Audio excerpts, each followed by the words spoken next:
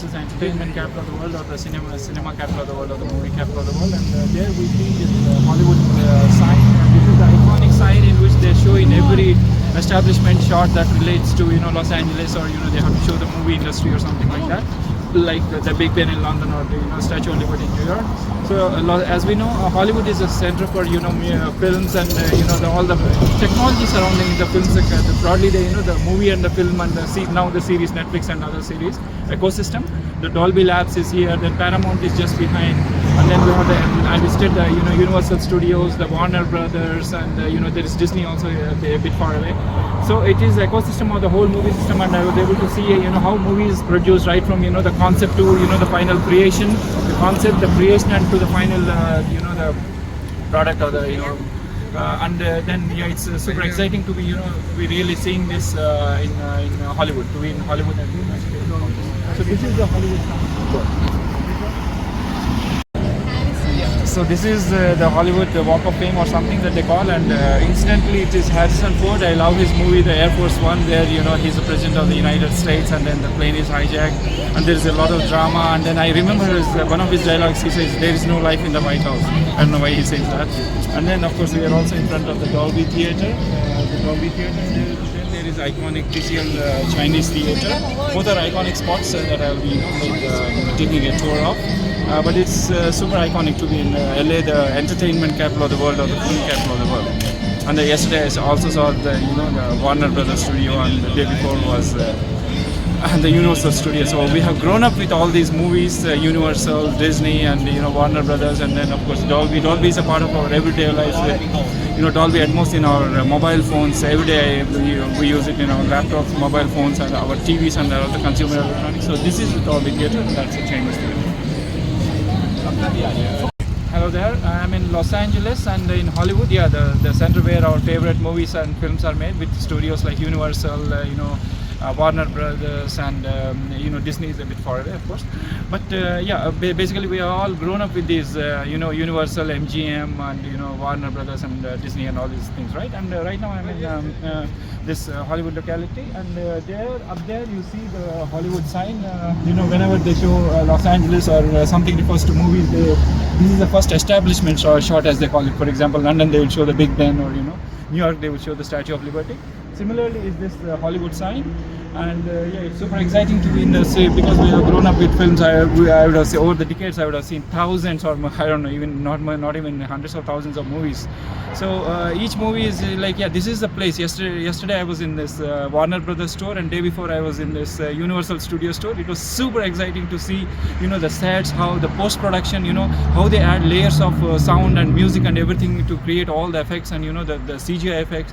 It was really spectacular, right? And then I also could have a glimpse on the Dolby Labs, and the Dolby sound systems, which are which changed from Dolby Analog to Dolby SR, Dolby Stereo, or Spectral recording to to coming to the digital age, Dolby Digital, and now we have the Dolby Atmos, which is three-dimensional. Very if you get into a good theater and with the Dolby Atmos system, it's super, right?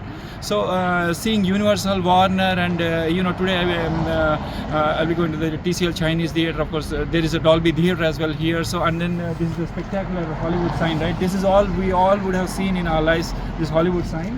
So it's a bit far, but it's super exciting to be here, the entertainment capital of the world, or the film or the movie capital of the world. That's Los Angeles and Hollywood. It's a beautiful road just adjacent to the Academy Museum, and walking towards the Beverly Mall. Beverly Hills is the most posh area in, and the Beverly Hills is it's on a hills, it's on, as the name suggests. And of course this is the portion which this is a self-autonomous vehicle, Waymo. And Los Angeles is broadly between plains and valleys and hills, and there is called San Bernardino Valley. Then of course it has the metro line as well, and then there is Universal Studios Hollywood. Then there is Warner Brothers Studios, and I was and Paramount Pictures, and the whole movie ecosystem is in Los Angeles. I mean, that's the reason it became famous for movies. And starting with, you'll get everybody, because the movies have been industry has been based here for around a century. So obviously you can expect that everyone from ideation creators to directors to animation artists to technical artists to sound technologies related engineers, everybody you can expect to find in Los Angeles, and who are real experts. Because when we see a great Disney movie, or for example, Lion King, Mufasa, it was so nice. I mean, I already saw it twice on two different IMAX theaters, including the legendary TCL Chinese theater. So these, the art, the talent has accumulated in Los Angeles, and that's the reason why, one of the key reasons why they make so great movies. We're all fan of Hollywood movies, right? I mean, so basically, it has one of the highest concentration of film technology and film creative people ensemble, we can say. So the whole ecosystem exists here. You just have the money and the idea, and then you come out with a complete film. So that's how, for over 100 years. And then of course the movie awards, the Academy Awards, they are called the Oscars, have been awarded since 100 years. So it's like, the whole movie ecosystem, from ideation to production to the movie awards exists in Los Angeles. I visited the Universal Studio, which was really fantastic, because the Universal Studio has three broad areas called the upper pit, or the lot. Then you have the back lot, and you have the lower lot. Upper lot, lower lot, and the back lot. Upper lot is more of a kind of a theme park thing, and then there is outside the non-ticketed area. There is also the what do you call this? It's a shopping street, basically, with a lot of food shops and all the usual the fast food restaurants and other shops, both high end and low end. So Universal is a studio plus a theme park. Warner Brothers was just a studio. So I took the back tour of, and then I also saw the Paramount Studio. So in all these three cases, those are like, there will be different, so many kind of, what do you call I would call them as boxes, or different areas. I mean, each is an enclosed area, so it's not an open area. So inside that enclosed area, they put up the sets, they do a lot of logistics. I mean, a lot of logistics vans, and then a lot of electricity vans, the self, electricity logistics.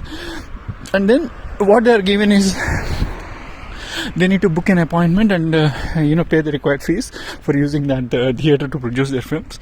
And then what we see is, they can come out with a canned film, and then what the person at Warner Brothers was saying, what the tour was guide at Warner Brothers was saying was like, if you want to, some sets they keep it as it is, even they don't, because each set actually, to even keep it, it's to cost them money, right? I think Warner Brothers is around 110 acre plot, if I'm right. The lady was saying. So what happens is, in that case, they have to dismantle the it's like, and that's the reason what she said was, even in Warner Brothers tour, in the external facade is what is called, right? They just have the external facade, and sometimes even the what do you call the rooms doesn't even have doorknobs and such kind of stuff, so that each time a new production crew comes in, so they can fix up the doorknobs and so on. So they are given a facade. Then it's up to the creativity of the producers and the film crew to come up with which kind of sets they would want to be incorporated, and then making of these sets. So there is an army of carpenters, metal people, forging metal, people who can work with metals, forging and crafting metals, and then you have all the army of all these technicians who are experts. I mean, and then once given a design, like in a 3D design, they can create that the respective set. That's how it's been made. So you see that this huge army takes over, and they create the set required for that movie or that series. Nowadays, of course, we have the Netflix series and series from Amazon and so on. And so what happens is, basically, we have these created people, and then each is paid their compensation or remuneration, and then the film goes on. But depending on the production, sometimes even for small things they make very big sets. I mean, set itself costs millions of dollars. So someone was joking at the Oscar award that the costumes cost more than the cost of the film. So such is the kind of money that flows in if people are creative and also backed by money, because money is very important. So we see that the huge impact of movies in our lives, right? Because everybody on the planet needs entertainment, and movies or series now, of course, the OTT series are a big source of entertainment. People watch them.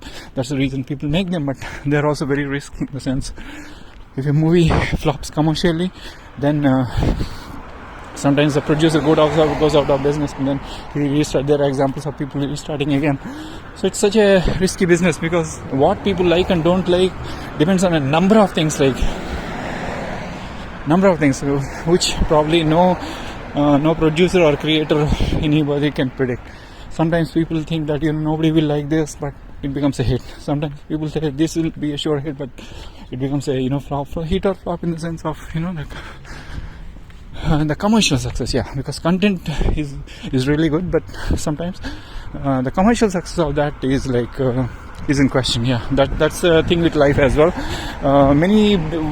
Sometimes things are done with extreme passion. They're really the most best and so on, but they do not become hit commercially. So that's how life is. And then the Universal Studio, seeing the sets and was really good in the sense. Seeing it's called a backlot. There would be, I think, more than 50 these kind of production areas. They're all enclosed and supplied with electricity and all those. And out of these, there were also a lot of logistics vans, because a lot of logistics goes into making of a movie, right? And then the camper vans that that they have to do shoot outdoors or something. So the lady was telling, she was taking the example on case study of this Last Samurai. That was shot in studios and in New Zealand. So I thought it was totally shot in Japan. So that kind of stuff, and how they manipulate the scene, the background. It's such a really fantastic art. I mean.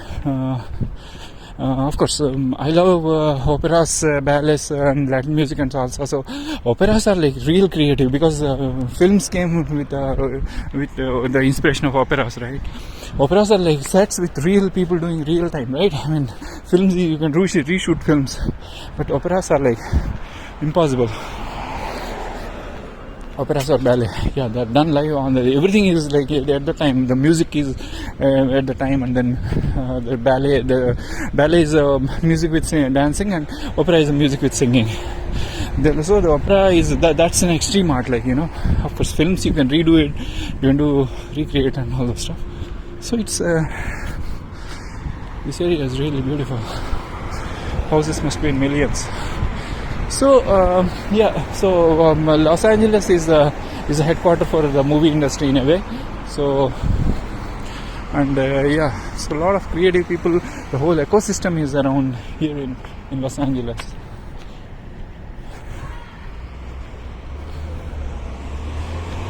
Rich people, the Beverly Hills tour.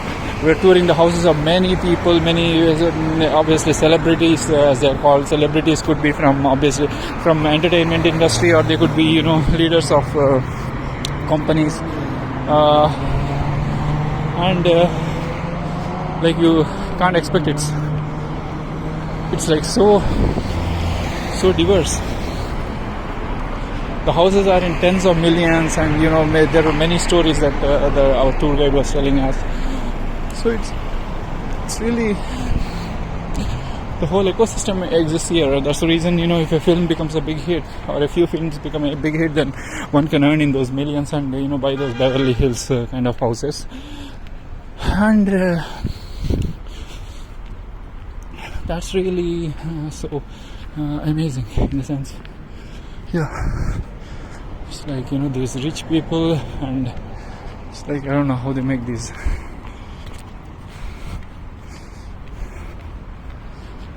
So Los Angeles is an iconic city, and of course famous for films and entertainment and so many things. I mean, for more than 100 years this place was like famous for all this stuff, because the whole ecosystem exists here and people flock. The most talented people from around the world flock here. The reason talented people flock here is because they get to meet their match, and this place is really famous that way. It's really amazing. I mean, seeing LA has been like, there's a magical feel to it. Some areas are like so nice, I don't know.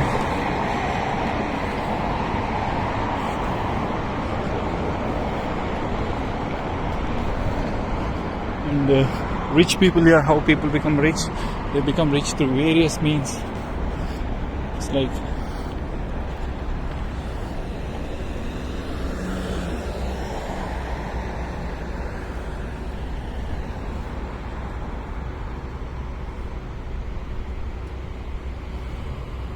so this is a hunting place, hunting grounds of the rich and the famous. And in the behind you see the Beverly Hills and the Hollywood area. It was really nice. I mean, seeing these movie theaters, I've been longing to see them for a very long time. And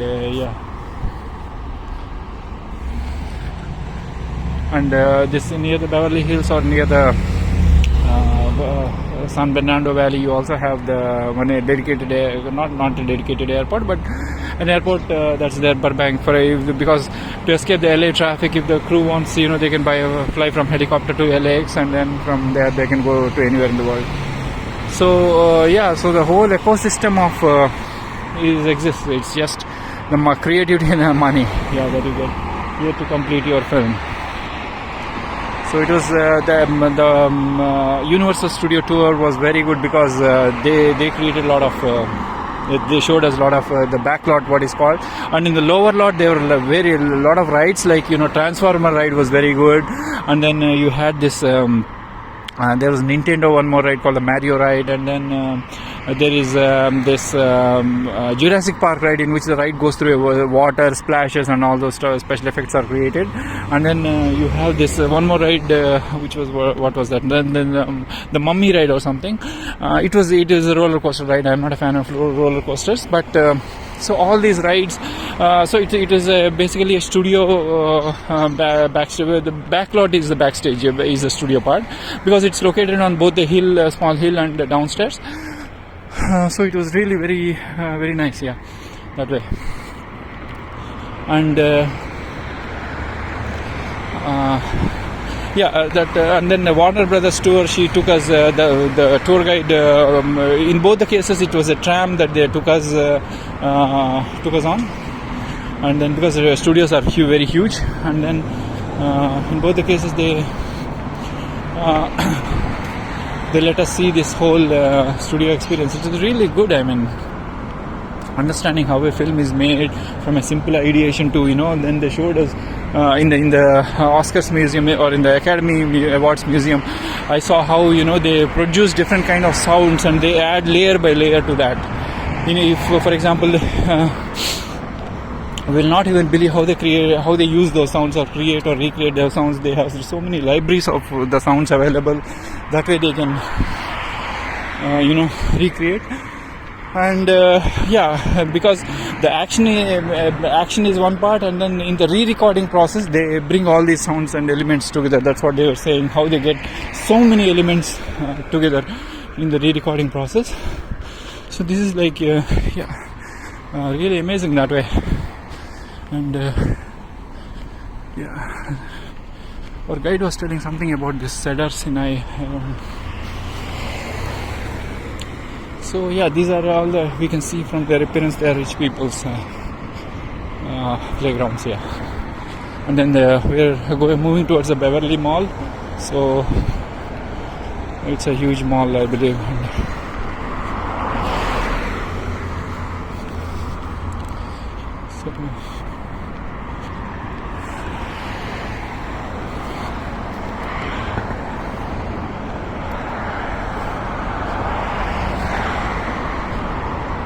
So yeah, basically the existence of the ecosystem, because it has been existing for 100 years, they have become professionals now.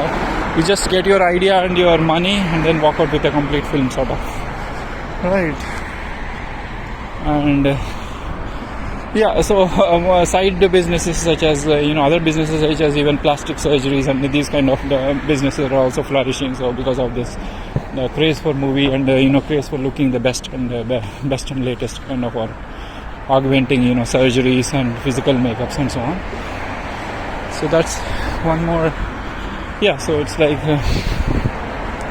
and then we got to see in the Beverly Hills the house of Taylor Swift as well. There were 3 gates, and what they said was they cordon off the area if she arrives here. Or so basically celebrities means entertainment industry people, be it from the film industry or these musicians or these singers, and then other big companies or all these people. So who have, and some Middle East rich people were also there. So and this place has a lot of palm trees as well, so probably it's a second home coming for them, because in the Middle East there are a lot of palm trees, right? Probably that environment as well. And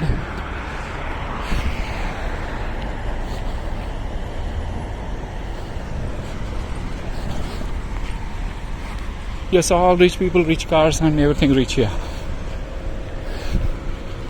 And then yeah, just we walk towards it. So I believe around the corner this and so Los Angeles is a city because it's a city on the Pacific coast, right? And then you have this so a lot of beaches, Huntington Beach and Santa Monica and all these places. So yeah, the Los Angeles buses, the difference I found was in the front of the bus there is a place for cycles. People put their cycles and then lock their cycles, and then they go, and when they get down they take their cycles. So one of the buses we see in 105 also we see in front they can put their cycles. So this is how generally shopping or it is closed somehow. And there's a lot of rich people's houses. A lot of rich people have become rich in because of the entertainment industry. Imagine if one movie can do millions of dollars or hundreds of millions of dollars, right? And then how much rich will the people become? It's like, yeah, that's the Beverly Center. So we just approached after walking for a few minutes.